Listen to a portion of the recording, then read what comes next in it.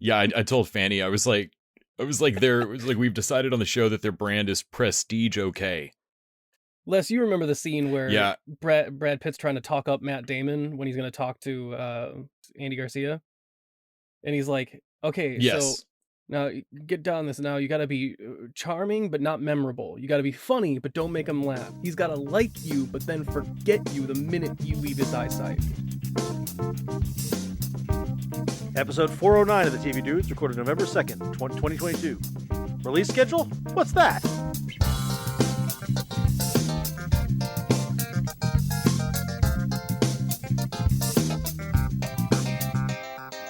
This week, we've got a handful of shows bucking the trends of scheduling at their respective homes. Guillermo del Toro's Cabinet of Curiosities released 2 episodes a night on Netflix, rather than their usual binge model. Disney dropped everything all at once with Tales of the Jedi, rather than their usual one a week episode. And Star Trek Prodigy returned for a second half of Season 1 on Paramount, which is just utterly confusing. Before we get to all that, though, I'm Randy. I'm Les. And I'm Nick, and I suggest we eject the warp core right off the bat. You always do. Are you trying to mock me? And we're the TV Dudes. And yes, we will be talking about the finale of Star Trek Lower Decks for dessert. But before we get to our show, y'all, it is the penultimate week of the Henshin Kickstarter, Henshin. and you had another big, thing this week. Yes, this week we have a $5,000 dollar for dollar matching grant. So like NPR style, you give $1, they give $1, all the way up to $5,000. It's not bottomless, but it's a lot of money. Yeah. Yeah, this is it's going great. It's definitely coming into the last week is stressful, but I think we're gonna hit the goal. Everybody can check it out at henshin.com and follow along. We are into the 70s percentile wise. I think we're at 71% right now. But yeah, HENCHIN.com to see the whole pitch for Nick and I's web series, sci-fi comedy, Brooklyn Nine-Nine, but with henchmen kind of show. Is kind of what we're going for. Cheers, but with 21, Venture Brothers style. Nice. All right, let's jump over and talk about our TV Diaries. The Diaries of the Television Dudes. Brought to you by only the finest cocaine wine. I will start this week. I don't have a ton to report. I've been mostly watching the same stuff. So I caught all the homework. I watched the last episode of Star Trek Lower Decks. I watched 2 episodes of Quantum Leap, which honestly is one of my favorite shows right now. I don't know what it is about. It's something about just the basic pleasantness of it. Really digging it. I watched the Exorcist episode, which was their Halloween episode, which was a lot of fun. And I thought I was going to be mad at them because I'm like, I don't want supernatural stuff in my Quantum Leap. And I was like, oh, nope, there's an explanation. That's great. And I like the way they did it. And the original Quantum Leap would have, when this one's cheesy, I try to remember that like it is a remake of a show that was heart on its sleeve cheesy. Yes. So like I can't be that mad at it for being, network, but I'm loving the crap out of it too. I'm keeping right up. I like the Exorcist episode, and I did the same thing of like, all right, I'm not gonna be happy with it, but fine if we're gonna have like real supernatural stuff creep in. But then no, that's just not how they go with it. I was really happy. So at the end of this one, he jumps when he jumps again. He says, "Here we go." I think they're dialing in his oh boy. I think they are too. Yeah, I think they are. I'm realizing I'm watching 3 network shows right now, which is a lot for me because I'm also really enjoying Ghosts, which is a Paramount show, CBS show. Continues to be a lot of fun. It's goofy. It's smarter than that has a right to be, but it's fun. And I'm enjoying. I helped watch 2 more episodes of So Help Me Todd. Which I'm also keeping up with that. What a fun private eye show that is. I mean, it's not amazing writing, but it's solid. We've said this every time. It's elevated by its cast. Like they're killing it. And they will double and triple down on a joke. The whole thing about him borrowing his sister's car and what keeps happening to it. I don't want hilarious. My car all totted. No, loan him your car. Yeah. I also watched episode 8 of Atlanta season 4, which is coming in strong with its final season. Did y'all see this or hear about this? No, episode? Is this the Goofy episode? This is the Goofy movie episode. It's a fake ass documentary about a black animator who became the head of Disney Studios right as they were coming into their like big 90s, all the power, and he greenlit the Goofy movie as the blackest movie ever made, and it is phenomenal. It is such a good episode of a show with none of the regular cast anywhere in it. Sure. Well, It's I'm all for a Powerline concert. it's it's so good. I've never seen a Goofy movie, but and I don't really want to, but I can tell that there's so many like little in jokes layered in for people who've been talking about this forever. Honestly, the Goofy movie is actually a shockingly good movie. Yeah, I'm absolutely going to rewatch the Goofy movie when I watch this episode. It was great, and Atlanta is killing it as final season. I wish more people were talking about it. I see people talking about it, but I feel like Atlanta is not getting the credit as like this should be like Breaking Bad, like watching it come in for a landing here. It's so good, and every episode's good. The previous one that was like about him camping with his wife and his daughter, or it's not his wife, but his baby mama and their daughter. And it's amazing how every time I see anyone camping, I think it's the start of a horror movie, which I think indicates what I feel about camping. But no, it was really good. Every episode's been great. Megan she grew up in the 90s. She's 14 years younger than me.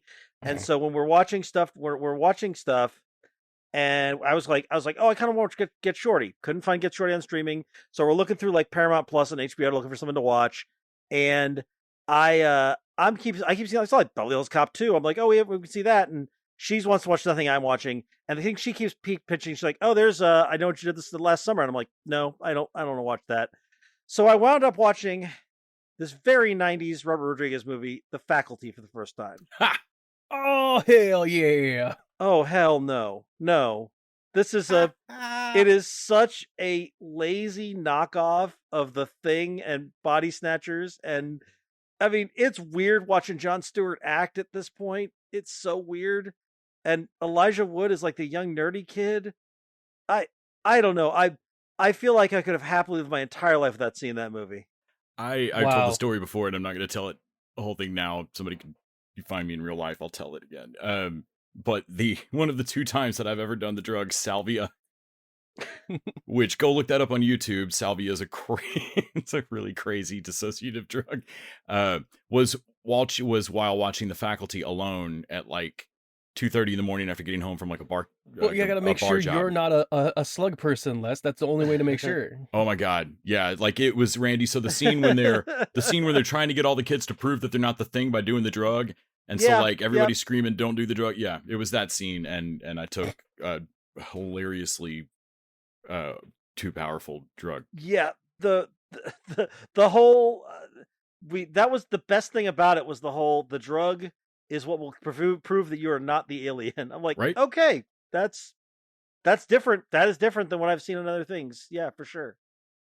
So I have really good memories. I mean, I don't have really any memories of that movie, but I have an overall good impression of Selma Hayek. That movie. Famke Janssen is like the femme fatale teacher in that one. Josh Hartnett is the bad boy. I remember Hartnett's in it. Yes, Slevin's in it, and the Terminator, the T-1000, right? Yeah, Patrick. What is his name? Jason Patrick, not Patrick, but yeah, that guy.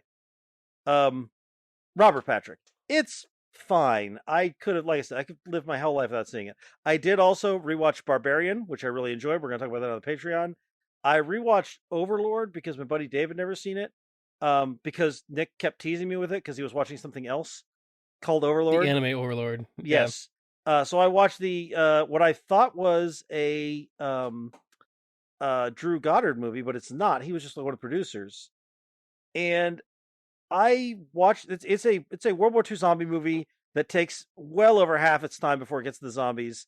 And it has Wyatt Russell and a bunch of people you wouldn't recognize from other things. And in watching this, I was struck by, oh, I bought this movie. I own this movie. I don't remember a moment of this. I remember it was basically like going in completely blind. I remember nothing from this movie when I watched it. And that's where I left Overlord.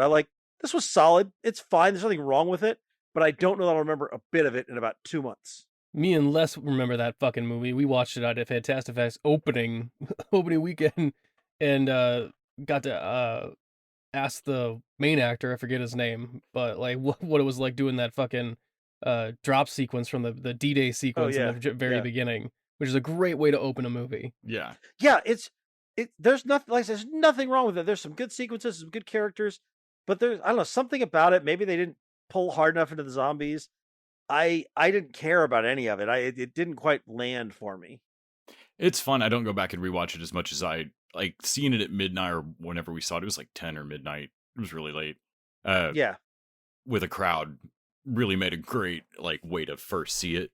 I can see that. But it still kind of felt like somehow we were all awake on the couch at 2 a.m. watching something fucked up on TV. We also got to, me and Les also got to have a great simultaneous moment of our excitement over seeing Bokeem Woodbine, and then we both got to see each other's faces of realization of like, oh, there's a reason we didn't know he was in this. Yes. Oh, yeah. There's a reason he's not named on the poster. It's basically a cameo. Yep. I mean, he's great in it, and his whole everything he's in is great. But yeah. And then I watched because it was going to our Patreon, Wendell and Wild, which is a Jordan Peele script and directed by Harry Selig, who did Nightmare Before Christmas and Coraline, and it's fine. It is violently fine. It is, I swear to God, 4 hours long somehow. It's a Prime series fine. It's just it was such a disappointment because it's Key and Peele acting together again as demons. This should have been so much fun, and it's so bland. I was thoroughly disappointed. I'm sure that me and Les are gonna like it more than I don't know if like Les, you haven't watched it yet, but I thought it was really weird and kind of neat. Like they bring back people from the dead with the devil's hair cream or whatever the fuck that head demon is. Yeah, I don't know. It was weird, but not weird enough. Like I feel like it was. I don't know. It didn't land for me, and it felt really long. Well, I'll watch it this weekend and tell you which of you is just wrong. Okay. and then I watched the latest episode of Avenue 5, which I fucking loved. Actually, I guess I'm one episode behind now, but without giving too much away, they find a space station and things go badly. Mm-hmm. Like it doesn't matter what you say in the A part of that sentence. The B part is, and it goes badly. And it goes badly. It goes badly in unexpected ways. It's like Always Sunny, like the gang, but like in Avenue 5, it's and this doesn't work. Yes. Yeah. Because if you told me whatever was going to happen with the bathroom situation was going to result in like the lit up shit cloud, I never would have thought we got there. Yeah, I think I see the Pope in it. And that's my TV Diaries. Oh, who's next? Nick, you want to go? Chucky. We've been watching Chucky. Always watching Chucky. God damn it. Me and Les finally finished off season 1 and went right into season 2. Started to get into some new shit at the fucking Christian school they're at, where the female character will not stop outing the two gay characters in scenes where it's like, this is like Catholic school. I'm pretty sure you want to keep that on the down low, but whatever. And I mean, Jennifer Tilly is now, I think in the next episode, Joey Pants and Gina Gershon are going to show up and have an intervention with the actress Jennifer Tilly, who is, of course, Tiff in Sold. Yeah, but she's been behaving so weirdly because, she's in Sold Jennifer Tilly. So Joe Pantoliano and Gina Gershon are going to be in the next episode as themselves. Yes. God damn it, you guys are going to make me watch this show. That is really... That is really fucking hard to resist. It is bananas. And Randy, in an earlier movie, they have in canon set up that Chucky exists in the same universe as Freddy, Michael Myers, Texas Chainsaw, Hellraiser, and Friday the 13th. But also, their universe has a different movie things, and also Martha Stewart was executed in their universe. Yeah, I seriously, I want the Chucky franchise to take over everything for a minute. Brian Fuller's doing something where he doesn't have Jason in the new Friday the 13th prequel, and I just roll Chucky into it. Fuck it. Yeah. Also, do you want to see a really buff Chucky?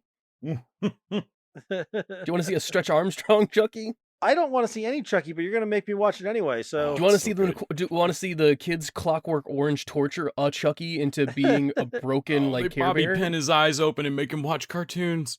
Oh man, It's the saddest thing in a whole franchise. They break a Chucky. It's fucked up. Yeah, what else did we watch, Les? I mean, I watched more Dairy Girls and finished in the middle of season 2. And what's that? Terror Train. We watched the remake of Terror Train, right, Indeed. Les? We The did. remake? What? So Tubi has gotten onto a tear of doing originals. I think they made Randy, did you not know 15 there was movies. a Terror Train? Yes. I did be not. remade? So Jamie Lee Curtis starred in a complete like cash in on the slasher genre and let's get the girl from Halloween movie that came out in 1980 called Terror Train. And then Tubi in the last, I don't know, 3 months have made 16 movies somehow or bought other movies. And there's a Nick, what do we decide? Is it's just nearly shot for shot? It's like the Psycho. It's a Psycho remake with Vince Vaughn. It's shockingly Because the next movie to get that treatment should be devoted. Terror Train. Like they change one plot element at the very end, and they make one gay subplot more explicit. And then and there's black people in this version. Okay, yeah. Other than that, diversity in the cast. They're the exact same movie. It's remarkable. Oh, also David Copperfield isn't in this one. Yes. So the magician kind of sucks. Yeah, both versions have a magician, but in the original it is actually David Copperfield, and then this time it is just an actor, I think. I don't know if that guy's a real magician or not. It doesn't come off like that. It's not like they went and got David Blaine this time. Or whoever's the most famous. They didn't go get Chris Angel or some shit. But yeah, it was a weird experience for when me and Les were halfway through. Like, Les, they haven't changed a single thing. What are we supposed to do with this? Like, we're watching the same fucking. We thought it was like some sort of like the Mandela effect of like, it's wait a a minute, Berenstain Bears kind of thing of like, did we are there already 2 watch Terror this Trains? movie? Did we watch And, like, did they just reposter? Is this like Live Die Repeat? yeah, and then of course I watched a couple more episodes of the Owl House, waiting for season 3 to continue.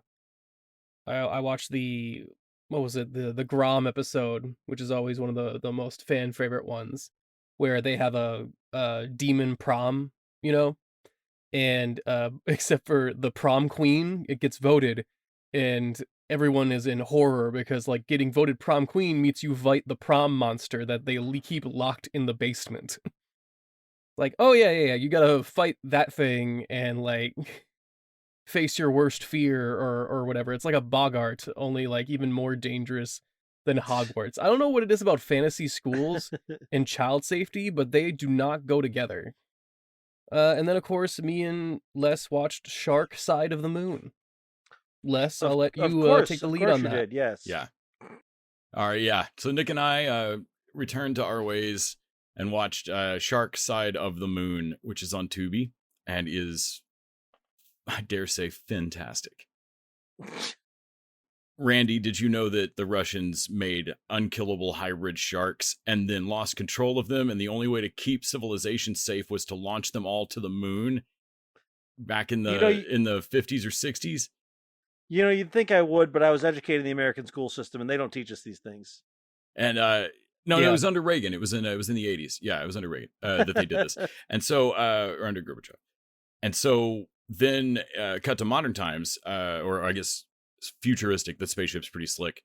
They get to the moon and discover that these hybrid sharks are still alive.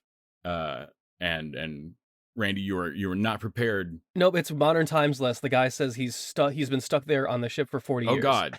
And they just and he got stuck there in the 80s. Okay, so in this universe, the space program advanced in a way it simply did not here.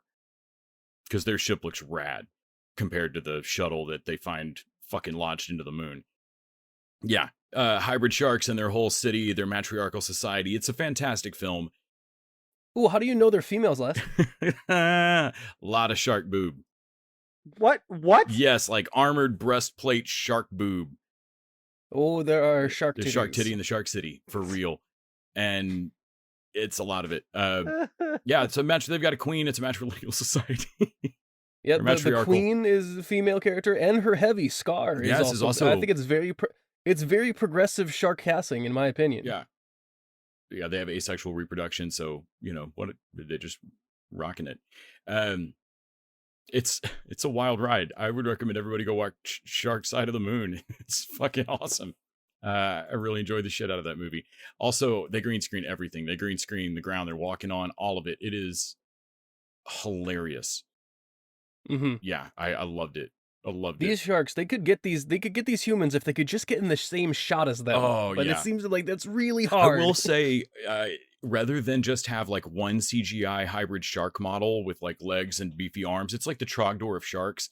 And instead of just having it's a one, weird amount of variety. they've for got a a bunch. film. Like, and they're different sharks. Like a hammerhead one runs up, and it's amazing. Ooh, they cut the eyes off yeah, the they got a hammerhead whale one by shark. cutting It's off each of its. crazy.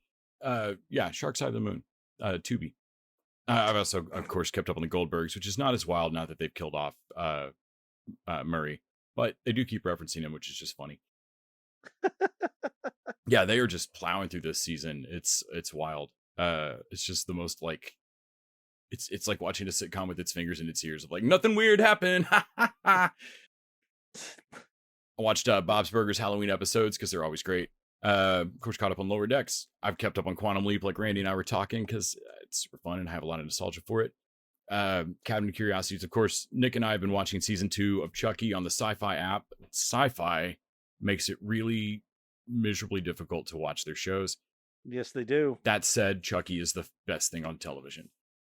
Terror Train 2022, as we discussed. I watched the very first Nightmare on Elm Street with Johnny Depp, and it's so weird. You knowing so much of the behind the scenes on that franchise at this point, and knowing that Wes Craven in no way intended to make a sequel. So the tacked on car at the end, like when they're all alive in the convertible, and the Freddy colored like convertible top comes up, and their mom gets like pulled back through the door by Freddy. That was literally shot and tacked on at the end because if I'm remembering right, like the franchise, like the producers at New Line were like, yeah, no, you're not just killing it off in one movie. And so like it undoes the ending. Like Nancy beats him. It's weird. And then it just, because in she Chucky movies, they just kill Chucky and then he just comes back in the middle of the next one for no reason. Yeah. But in this, like she defeats him by taking his power away and like gets this full moral like big victory over him, and then it just doesn't matter. Like he's just still there. And it's entirely like an outside the movie thing of like, oh, that's when the producers walked in and went, he's not dead. No, I'll hobble. What the fuck you talking about? Wes, we will hobble you Misery style. You're shooting another fucking scene. So yeah, I have not yet continued through Nightmare on Elm Street Part 2 is its own animal. And then Part 3 is the best in the franchise. But we'll keep going. I watched Barbarian, which we'll discuss on Patreon. I finished out The Patient, which is fucking heartbreaking. Is it 8 episodes? Because if so, I think I got one more left. I think it is 8, yes. Okay, then I got one more left. The Cantor's Husband, I think, is the last episode. Okay. It is worth finishing out. I'm not like, unlike The Old Man, which I stuck with and was mad at the end. I still wish they just released this all at once. I would have binged this and been a sobbing mess at like 2 a.m. And instead I was like, had to keep myself interested because it's a bit of a hard watch at times. And then the ending was, it's good. It's brutal. Okay, good to know. I enjoyed it. Interested to hear your take. Watched AHS NYC, which is continuing to be fun. And then I've been watching through, looking for other just Halloween episodes. I watched It's the Great Pumpkin, Sam Winchester, which is the most Halloween-y of the Supernatural episodes. And then I had to watch some of the goofy ones around there. Yellow Fever, the unfortunately named episode where Dean is given a fear virus by a Japanese ghost. Or Monster at the End of the Book, where they discover that they are being written about in Gospels. Well, they're shitty paperback books, but they will eventually be the Winchester Gospels, they're told.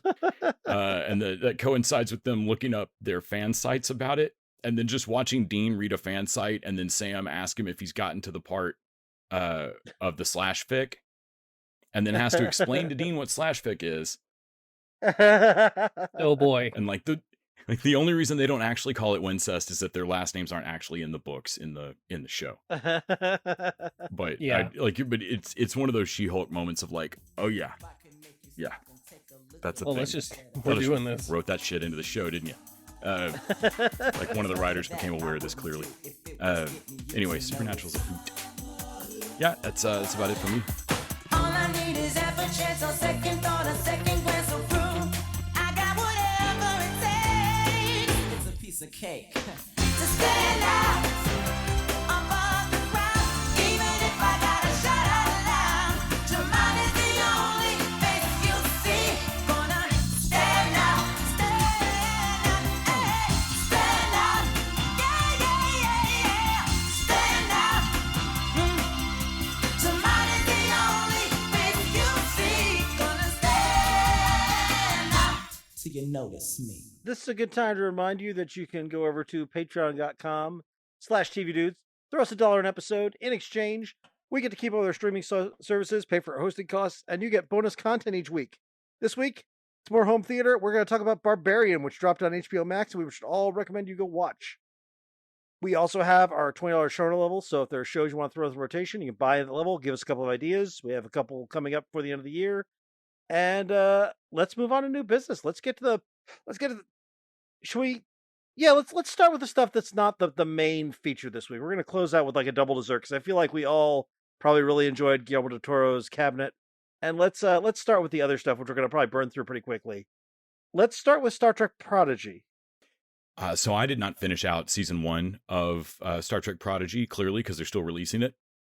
Yeah. But I thought I had not watched season 1 and it had ended. It turns out I had not watched season 1 and it was still going.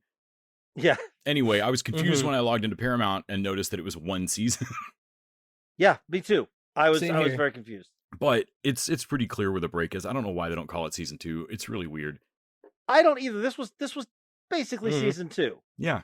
It's a weird call. Even just watching this one episode, it's obvious that it's a clear break point. They clearly spent the previous episodes like learning that they don't want to be hoodlums who steal a ship. They want to be Starfleet. Yeah. And there's even like a quick little let's not waste time on it like intro of each character when they go through the scanner, which I enjoy because I didn't know who the fuck they were at this point. Yeah, it was pretty fun. Overall, I dug this. I do too. I don't think it's comparable to. I mean, it's Nickelodeon co-production. If you want animated Star Trek, you want Lower Decks. Lower Decks is miles better than this. Mm-hmm. I think. Mm-hmm. But this is fun. It's got Jason Mantzoukas playing in a kids cartoon is fucked up and weird. I don't like. Something about that makes me uneasy. I keep expecting him to say the F-bomb any given minute. Expecting him to yell "fuck." Yeah, expecting to say something inappropriate any second. But the characters are. I mean, this is a very kidified version of Star Trek. I think it's Nickelodeon did Avatar: Last Airbender, and I feel like this is more kiddie than that, which had a little more depth. But I like this.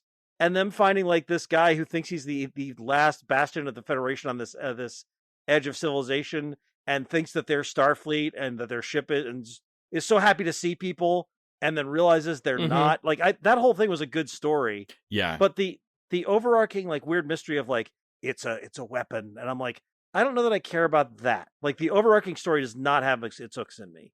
Where it succeeds is the Star Trekkiness of it, of where the guy is like, "Oh yeah, I'm a Medusa. Yeah. If we look directly upon your form, we'll go insane. Yeah, next." Yeah. There's some lower decky moments of like, okay, so you're an unregistered. I don't want to do that paperwork. We're just gonna put none of the above.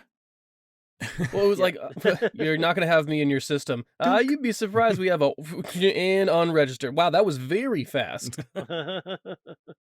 Yeah. And then they even put a nice plot point with the main kid, and he's like, "Oh shit, he doesn't know. We still don't know what he is, but obviously the Federation knows about Federation him. clearly knows Because they flagged him or any one of his race or whatever, and like, oh shit, you gotta report to Starfleet, my man. Those are always interesting. Like things that freak Starfleet out are always interesting storylines to me. Like it's not always bad. It's just always interesting. If you enter a starbase and there's no one in the rec room, I realized one lone dude ran out after a minute. But as soon as I saw an empty like mess hall, I was like, turn your ass around. No. Event Horizon, get the fuck out. Yeah. This is never we've never found it of like, oh, well, everyone just got sick and wanted to quarantine and didn't get the message out. No, it's always some fucking Yeah, no. monster or a goddamn time loop. If I ever Like, yeah, manage to yeah. like board a submarine and no one notices, like, no, get out. Yeah. But like, I'm curious. The trailer for this season, or this half season, or whatever it is, showed like the actual Janeway in pursuit of the ship. Chakotay was apparently the guy who had the ship, and she's looking for him. There's some interesting stuff coming up, and I have heard from our friends over at Trek that the second episode is much, much stronger. That they thought episode 1 was weak too, Oh. but that it gets better going along. So I'm going to give it another shot. Yeah, that makes me. I mean, I Yeah. enjoyed Up 1 more than I thought I would, so that makes me think Up 2 might be really cool. Because I do like where it. I don't know that I care about the half Jedi looking dude that they found that might be a weapon, or half Sith looking dude that might be a weapon. Right. Yeah. But I do enjoy what might happen with the interplay of a hologram permanently young Janeway and real Janeway. Yeah. Or I'm at least excited about that. What might happen when the kids think they know her? Yeah. Mhm. Yeah, and they find out that she's not the hologram Yeah, that she was. Yes, that she's not what the program was. Yeah. I'm interested in how that is all going to work. It's fine. It's not amazing. I think I put it very low end for me on far as the Star Trek stuff. But I know that like as I say, Trek's Dave, it's like one of his favorite things to watch. So Oh, cool. worth I'm gonna a keep up watch. with it. All right, let's talk about Tales of the Jedi, which is a 6-part. Nick, is it 6 parts? I think there's 6 episodes. Yeah. Yeah, 6 episodes, which are like 15 minutes long. This is like that. This is like those Disney Big Hero 6 and We Are Groot. Like it's just a. They could have done It this. feels like deleted scenes or tacked on leftover scripts from Clone Wars episodes, like that they just couldn't quite get to. There's a tendency in comics. There's a couple creators. John Byrne does it. Kurt Busiek does it, to go in and fix continuity errors that aren't really errors. You know, when you've been doing comics for 40 years, there's some stuff that's gonna fall through the cracks, and you get things like, wait a minute, why do they say this thing about this guy here? And they will sometimes do stories that are entirely aimed at sort of fixing this thing that maybe 10 people care about. And this feels a little bit like that, except that with Star Wars, there are like thousands of people who care about it and they're mad about it. Sure. Well, they made a whole goddamn movie explaining the fucking Death Star hole. Yes. So.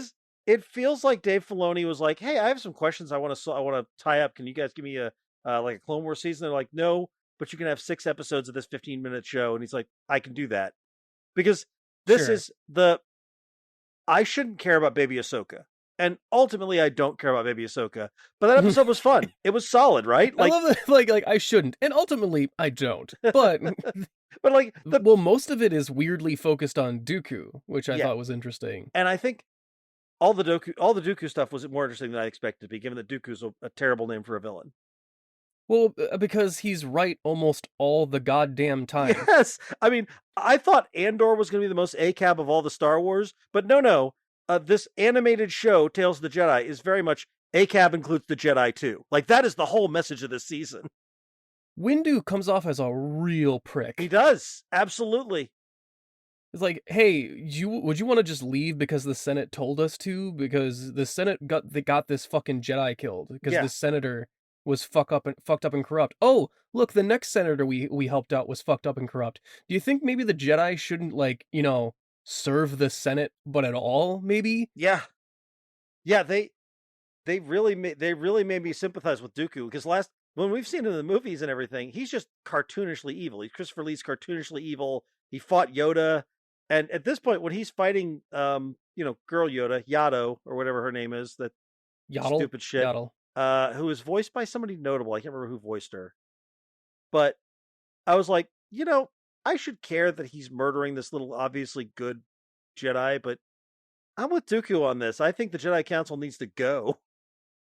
Well, because the straw that breaks the camel's back is Qui-Gon immediately comes back, says he saw a goddamn Sith Lord, and they're like, nah, you didn't. No, he had a red lightsaber. He was a Sith Lord, my man. I don't know what to tell you. You're blowing it out of proportion, Qui-Gon. This guy. Yeah.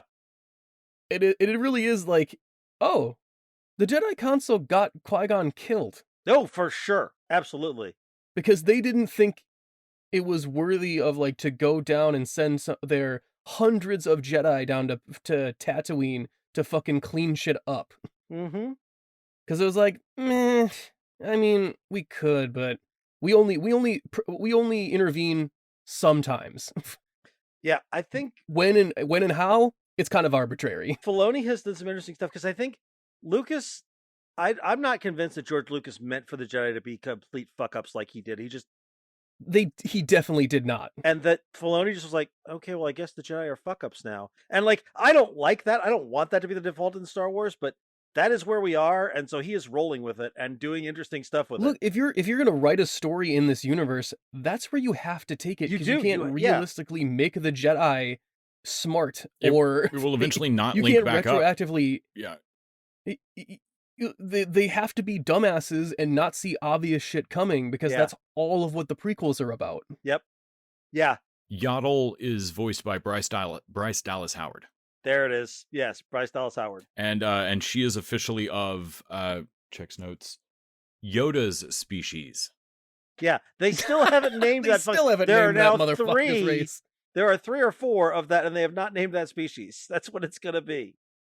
Like, it was one thing when there was only Yoda, and so like, well, does anybody remember asking him? No, then we don't know the name of this. Okay, cool. It's weird, but I get that.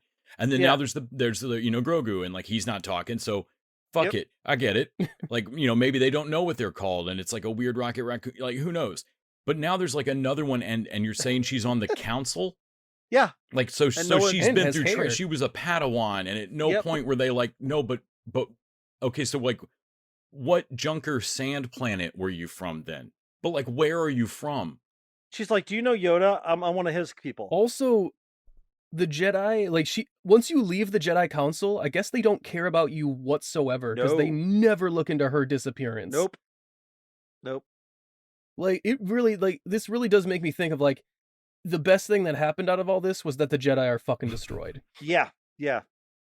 Like, let's get rid of the Empire, but let's keep the Jedi gone. Yeah, in retrospect, the story of Star Wars is these dickheads got killed and nobody was sad about it. Like, that's no. I love that they keep going to planets and no one likes them. Our choices, the Catholic Church or Amazon? Like, I don't get why this is the dichotomy. Because they keep fighting people, and Dooku is like, wait, I agree with these people. Why are we fighting them? Like, yeah. I was like, yeah, we all hate you, Jedi. You just do whatever the Senate wants, and these fucking senators keep stealing our planets and shit. Yep. Like, it makes it to where the Republic is not that different from the Empire. We think things got so much worse, and yet, like, did they, though? It seemed like there was pretty much a lot of corruption and shit going on. And Andor is making a convincing argument for the Empire. I was about to say, like, the more often Star Wars gets into like the Firefly Outer Rim type shit, you start to get that Mal attitude of like, I really don't care who's in charge. Like, same shit, different day. I'm just trying to steal. Like, Han doesn't give a fuck who's in charge. Yeah. What are the laws, and what, how do the checkpoints work? What are the laws of the planet I'm going to rip something off of right now? How many how of them bad are is what? I need basically to know how much of the weight of this to ditch so that I'm under a certain. Yeah, and that is why the most interesting parts of the Star Wars universe have always been the fucking scoundrels, the smugglers, the bounty hunters, the Mandalorians. The Jedi could be interesting, yes, but you have to jettison everything you've done before. Yeah, you have to like get rid of almost all of it. Yes, and Star Wars does not want to get rid of any lore whatsoever. They fucking go nuts for lore. Whenever Lucas just had a moment of falling in love with like the grandiose money spending look of it, like in all the prequels, when like, look at shiny, gorgeous Naboo, and like, you're losing me, dude. I don't care about how I don't really care about this when the spa was up and operational. I care about this when it's all falling apart. The most interesting the Jedi have been was that Star Wars Visions thing where they pretended that none of the other shit ever happened. That's what I was going to say. That was when the Jedi were interesting, when they were being more like what we originally thought they were, which is basically Space Ronin. That is more interesting than a council. Where they were mysterious and you didn't quite know, like, when one would show up, it was like a really rare thing of like, oh shit, oh man, is that a Jedi? So here's the thing. Rather than them being everywhere and useless. Now they got a school and shit, yeah.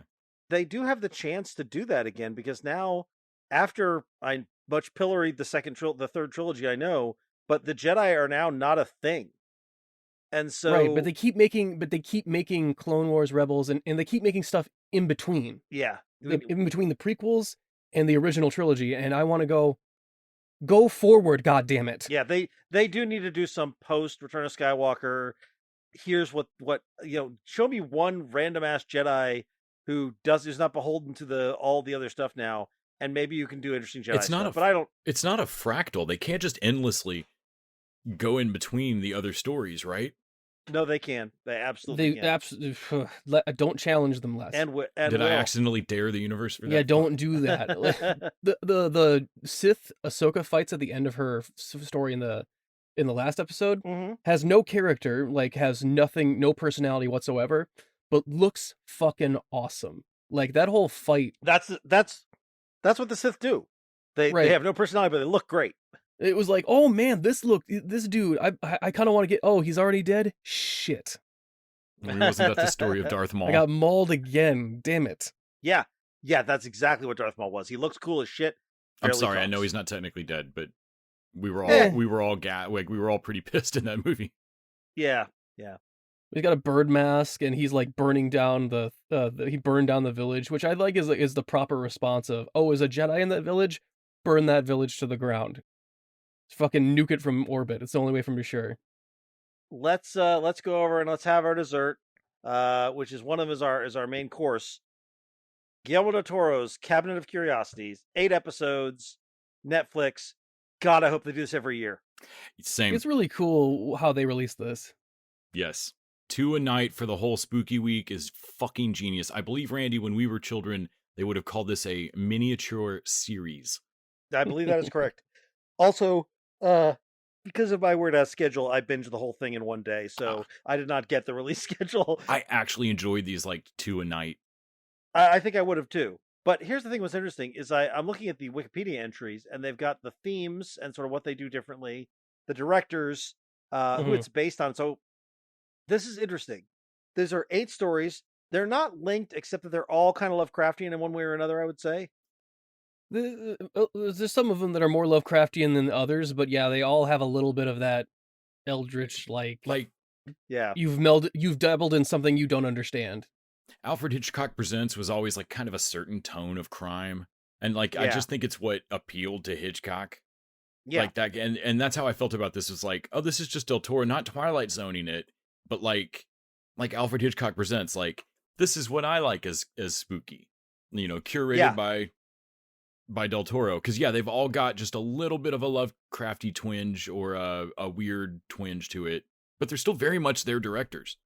They also all felt this feels like a more serious Tales from the Dark Side. Tales from the Dark Side is what came up for me for sure. Yeah, and the thing is, like, there's episode The Outside, which I think is the one with Kate Micucci.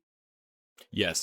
That is the most Tales from the Dark Side of all of them. It is almost goofy. Yeah. But it's still very effective. Well, I mean, she meets a skin goop version of herself at the end of it. Like, what? There's 2 Lovecraft stories. Mm-hmm. There's a story from Panos Cosmatos, who is the guy who did Mandy, which is probably my favorite of the episodes. There's 2 Del Toro. There's an opener by Del Toro and a closer by Del Toro. There's and there's a couple of short stories. Henry Kuttner and Michael Shea, who are sci-fi writers, and it's based on their short stories. I'm curious, what was y'all's favorites? Like top 3? Where would you rank? Oh, dude, the Autopsy top, no fucking contest. Autopsy is my second favorite, and I cannot begrudge anyone who puts it. It's my top one. What's your number 2, Nick? I actually I haven't thought about it because all I can think about is the Autopsy. I've already rewatched it. I loved it so much. Yeah, that one, the Autopsy is great, and the ending is fantastic. It's such a great fist in the air, middle finger. It's the ending is such a great fist in the air of like, fuck you. Like, usually when things are cerebral and like a psychological horror, like the talkie horror like that, you don't get that fist pump vengeance. Yes. Yeah. Like, you arrogant prick, you told me everything I needed to know to defeat you, you dumbass. Also, I think the telling a story through an autopsying different bodies and telling different parts of the story, great device. I'm shocked I don't see that more anywhere else. As far as second favorite, I know which one I hated, which my least favorite was. Really? Yeah, the Showing. I think The Showing sucks. and The Showing is Viewing. stupid. The Viewing. The Viewing. Yeah, Yeah, you didn't Viewing like is my- the 70s That is Thanatos. that is my favorite episode. I fucking I know, love that I know. episode. I think it's a was bunch so of fucking fucking high-minded, like, bonkers. oh man, you're really hushing my mellow, man. And then they find a rock, and then it blows people's heads up. Oh man, all that character stuff, the way that was shot, all those characters, What a I waste of loved Sophia Boutell's time. I loved every minute of that. I dug the 70s part more than you did, Nick. The monster, yes, the design was cool, but the way he moved really didn't work for me, and it kept kind of taking me out of the scary of him. It was the only misstep of it. But that one just didn't. I thought it was going to grab me more than it did, and so Interesting. yeah, it didn't make my top 3 either. That made me want to see Mandy. Like I really enjoyed that. The Murmuring is not in my top 3, but it reminded me, Jennifer Kent's reminded me of like Bly Manor or something. Like it was sad and spooky. It was weirdly it was good, but it was disconnected with the other story. It didn't feel of a piece of the other stories for some reason. Like it felt less different. weird. Yeah, it felt more serious. It did. I mean, not that it didn't get crazy, but no, I'm thinking of Dreams of the Witch Hunt that actually got crazy. But like the Murmuring, it felt different. It felt like a Mike Flanagan in the middle of a Del Toro show. But it wasn't. It wasn't in the middle. It was the 8th episode, so Yeah. I was okay with the change of pace. Yeah, you're not wrong though. It does. It feels not of a piece with the rest. Especially considering it dropped in the 2 set with. I guess this kind of works because the Viewing can't look like anything but Panos Cosmatos, and so you might as well just have 2 that don't look of a piece with the rest of it. Yeah, I think my second favorite was Lot 36. Lot 36 is really you good. You can never go wrong doing putting Tim Blake Nelson in your first episode. That's true. Even though just like Buster Scruggs, he comes to a bad end in the opening. He's not going to continue on in the show. But I really enjoyed it. Reminded me very much of like Tales from the Dark Side, the movie. Oh. It's the kind of story I dug. Turning it into a Storage Wars sales kind of auction thing was fucking hilarious. Yep. All of that worked really well. And also it gave me another one of those realizing what was going to happen, like a moment before it happened to the character of like, he's going to see her and she's going to tell him, fuck you, and leave him in there. Yeah. He's because he's got the key that's going to get locked out. And I saw that happen and I was like, oh, Randy liked that part. Also the cracked open face off the corpse and the 2 big tentacles inside it. So, you're looking at like a void out of space. That was some perfect Cthulhu, Eldritch Terror looking shit. Also, like they make you hate Tim Blake Nelson enough of like, dude, just let her grab her shit that you're gonna throw away. Yeah. You're not even selling all of it. Just let her get her stuff that you are going to throw away. But that's because why are you such a monster? Because he's xenophobic, and that's the thing. It's like he doesn't see her as a person, and so he's just, why would he help her at all? Yeah, I love that the black guy that he actually works with him on the lot thing, but he's like, oh, I served my country. Like, oh my god, you always bring that up, you fucking poor little bitch. Like, how many of my guys, how many of black people did you crawl over when you were on the front lines there, huh? Mm-hmm. I didn't see color in my unit. Like, yeah, whatever. Yeah, because you were stepping over us, so we went in before you and got killed. Like, yeah. My third favorite was probably Pickman's model. I really liked Pickman's. It's the only one where I felt the whole hour of it, like it dragged a little bit because it does a time jump. It's a little weird. It did. But Crispin Glover kills it, and they fully fucking go there. Like that is a Lovecraft story that that's an actual Lovecraft story if I'm remembering right. I've actually read that. That is actually a Lovecraft story. I thought like when I saw the title of like, I've read this. Yeah. And I love that they just fully go there. Like they just go ahead and drop the budget on the goofy CG. Like they just make a fucking monster you shouldn't see. It's great. Yep. I guess my second favorite is Graveyard Rats, even though I know for sure it's not the best one. It has that is my least favorite. I did not like the Graveyard Rats. It has like the black and white it version. It has an undead thing in the middle of it for no reason, even though they have the giant rats already. Like, what are we doing? Though I laughed out loud. I love how it laughed ends. hard at Rat Church. Like when he walks in, when that stupid grave robber walks in that room and like all he says is rat church. It's like it had like a rum ham moment of just like, are you just saying rum ham over and over? Rum ham. Yeah, I was not feeling the graveyard rats thing. I thought it was it just took too long. I thought the rat looked goofy. It reminded me of Yeah, like I thought it felt was like a creep show. I could see that story Yeah, being yeah. written down chapter by chapter as this guy gets slowly driven insane by disappearing bodies, and like, it's the fucking rats. I gotta get. Which, fighting rats with a pistol, I don't think is the greatest. When he just keeps crawling, I'm like, oh man, you deserve whatever the fuck happens, you jackass. What is your plan? Dreams in the Witch House, which is the other H.P. Lovecraft one, reminds me a little bit of the rat story in that it feels a little low rent compared to the rest of them. The Ron Like, there's Weasley? Yeah. Yeah, it feels a little like creep showish. Like, it's not bad in any way. I enjoyed it, and there's the little man-faced rat is creepy as fuck. Oh my god, what the But- fuck? but I was like, I wasn't quite plugged into that one either. That was lower on my Yeah, estimation. and none of these were bad. I didn't regret watching a single No, one. They're all good. I enjoyed all of them, but some of them were not as good as like the autopsy just like jumped out as a holy shit good, and yeah, and then I really enjoyed Lot 36, and some were better than others. Yeah, I let the internet decide.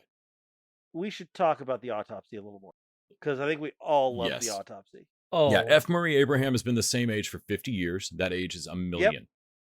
how many things have we seen where there's either a AI or an alien intelligence that's so much goddamn smarter than the Yep. human race, right? And that's the whole Yeah, element of like, oh, you pathetic insects, but this one gives the human, because he's both humans. It gives both humans a fuck you, because even his host, the guy, like, his last act is to grip that scalpel so he doesn't drop it, yeah. Yeah, and then he one tear, and I was like, oh my god, that's so great. Like, it's two people's last acts on Earth fucking over this alien, and not only failing, but like failing in a spectacular way. Yeah. yeah, I love that the alien mentions that they're never supposed to reveal themselves, like Mhm. be written down Oh, or he known fucked about. that And so all like up. not that it really directly matters, but you didn't just kill him. In this last moments, that alien knows that he failed. yeah, And but I love that F. Murray Abraham's character is a doctor that does autopsy. So here's a guy that knows how the human body works all the way through and has seen probably every conceivable way that it could die, and is Mhm. now Mhm. dying of cancer. So like the cosmic joke of knowing exactly what will happen to you from here, and Mhm. like the shift in his arrogance of like, no, I just want to work, and like not that we know that he was arrogant before or anything, but just that this is a guy coming into that kind of, oh yeah, hubris, you arrogant, like kind of taking a cosmic view of things now. And so he's in a position to hear it when the alien's bragging on all this shit of like, you don't know what you missed, do you? Mhm. It's Yeah. he's the perfect human being to defeat this to alien. fuck this alien over. Yeah, yep. And I love the fact that he hears the alien talk of like, oh, you're jealous. Like, Yeah. what? I'm not like, you can't experience anything yourselves. Yeah, You have no senses by yourselves. you're talking about Like, this everything you have is stolen. as an arrogance, but really you're at a deficit, and you're admitting it to me. You're a parasite. Yeah. And Yeah. the way it shows the parasite controls people, like, When it pulls its puppet tentacles out of its legs and shit. out of the legs, like, it's not Mhm. controlling it via the brain cortex. There's a bunch of tentacles moving shit around in there, and that's awesome. Just wild. Also, F. Murray Abraham, in a couple weeks or maybe next week, Mythic Quest is coming back. Oh, He also played Khonshu this year. So F. Murray Abraham is having a hell of Really a great fucking year. Oh man, for a guy that was already had a really great career. Yeah, but I mean, like, that's three very different performances, and he's great in all Yeah. of them. Yeah, love Yeah. him. Yeah, the autopsy is like I say, the only reason it's not my favorite, and like I say, I understand everyone who puts it number one is because number 7 was so unexpected for me because I hadn't seen Mandy, and so the sort of weirdness of it just got the trippy weirdness of it got me. Yeah, I only like half of Mandy too, so Yeah, fair enough.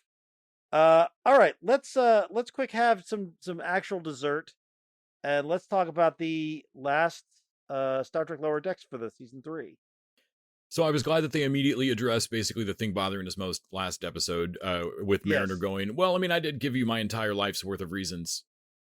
Yeah. yeah, there's no point in this episode where she's fully of like, yeah, that a lot of that was on me. Like most of that Yeah, was on me. yeah. So, which makes me wonder why they fucking so pushed in the previous episode so hard. If we were Just to gonna, make that, yeah. I loved the entire subplot of her looking into what nefarious benefactor is, Mhm. Yes. and like getting shut down of like, oh, whatever. Don't even pretend like you know how money works, Starfleet. Yeah, that did not go where I expected it to go. Oh, but it it's made so perfect great. sense. I loved Oh it. sure. It made perfect sense. And felt very Lower Yeah. Decks. Like, oh right. Yeah. Yeah, that was just And it's great. like, oh, I just want to go back to Starfleet, I guess. Damn. Also, I love the meta-ness. You can't tell me this wasn't on purpose. Of the shit-ass Texas ships being defeated by California. You Sure. can't tell me there's not a political message there. In what way? In what I way, don't Randy? I understand, don't Randy. I understand don't what see you're it. talking about. I loved that. I thought that was I- great. Having all the California. I love that there's a USS Oakland. Dude, the California class getting their own on your left moment was pretty yes, cool. it was great. And it was so the good. whole thing with his implant, I loved them finally paying that off. Like, it wasn't a huge overarching thing that disrupted the season or anything, but Nope. I enjoyed it, and they paid it off. Yeah, I Mhm. thought they did a good job to tie that in with that Admiral too. Well, also, they gave a legitimate reason why the Texas class is, even before the crazy AI made them killer ships. Yeah. Yeah. And I did like that they were, it was using his voice, but it was using the same dialogue as Badgie did in his previous, like, I will burn your heart in a fire. Yeah. Yep. Yep. And Father. the Texas class skips over a planet and doesn't scan for life before it like puts Mhm. down like our terraformer or whatever. Yeah. Yep. It was like, oh shit, there could have been life on there, my man, and you could have Yeah. wiped out a whole sentient. It might have been sentient bacteria, or I don't know, a microscopic race, or I don't know. We run into shit all Yeah, the time out but, here. But like, and it didn't take terribly long to run the scan, but they had to pause. Tindy called it out. They had to pause and run the scan. Yep. And Yep. get Right. it back negative, and it put them just behind enough to And lose. I love that there was no argument about of like, no, we're Starfleet, we have to do Nope, this. All right, well, we run the scan. Yeah. Yeah, and nobody was mad at her about it. Like, No. even the captain wasn't like, "You, why did you do that?" Like, they didn't do No. that, and I'm glad they didn't. Everybody was like, "No, this is what we do." Yeah, yeah. It was a good finale. I really like this show. I've come around on it. I was not so sure about it at the beginning. And of course, but I've come around. Shax gets his big moment. Yeah, Yes, we got to yeah. talk about Shatz's big moment. Yep, yep. Well, hey, Boimler's impressions are fantastic. Yes, they are. Dude, They're he great. really nails it. I wonder how the bridge crew's taking it. Dr. Ta'ana's probably like, holy f***ing shit, I'm a doctor, not an asshole. Ooh, ooh, ooh, do ransom. If I can't have my private gym, I might move back to Barcelona. Okay, wait, who's this?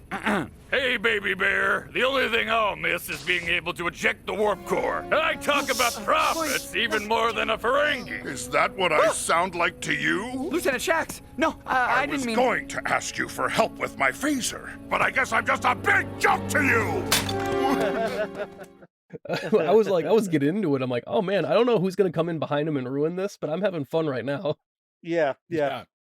But I love the tears in his eyes Yeah. when he's running down the hallway. It's not that he's mad, because that's one thing. No, he's really upset, and that's also Like, that's worse.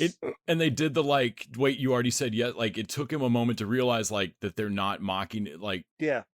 what did you say? Nothing. It was stupid. No, what did you say? Yeah. I said we Thing should I eject the always warp say. core. That's what he always says, and he's right this Wait. time. Oh shit, And he's he is right this time. And then everyone, Oh, it's they're so running good. through the ship, the all the decks, and people are pumping their fists, like cheering him on. Like the whole Yes. ship Mhm. knows this is a Yep. huge It's moment a victory for for all of us. Yes. Yeah. Yeah. It was delightful. And Loved it. who comes in at the end of it but the Vulcan chick? Yeah. You've been wondering where she was for this whole time. Dude, Where, I've been where'd she season, go? you Yeah. All can't drop season the I've been ball on this. wondering. I was like, Yeah. where? And she's on the ship now, baby. My new She'll be study part of the crew buddy. next season. Teaming her up with Love it. Tendi right away was genius. Yeah. It was just Yeah. Like, yep, Yes. yep. These are Yeah. the two Yes. that need to be hanging out. Yeah, it's like a different Boimler Mariner. Yeah, it's gonna be a lot of fun. I'm excited to see where the season goes. All right, well, that'll wrap it up for us this week. Thank you, Nick. Thank you, Les. Thanks, Randy. Thanks, Nick. Thanks, dudes. Reminder, everyone, go to henshin.com. Yep. Henshin. Go to henshin.com. Check out where we are on the matching funds this week. By this weekend, we should have some more money on the total as we head into the final week. HENCHIN.com. And until next time. Dudes up. TV Dudes out. The TV Dudes is an independently run podcast out of Austin, Texas. We are exclusively listener supported. If you'd like to help us out, go to patreon.com/TV Dudes. You can also find us on Facebook, Twitter, and Instagram at TV Dudes. All the music for our show is done by our friend and original TV Dude, Gregory J. Amani Smith. To find out more about us, go to thetvdudes.com. I'm Randy Lander. I'm Les Weiler. And I'm Kyle Scott. Thanks for listening.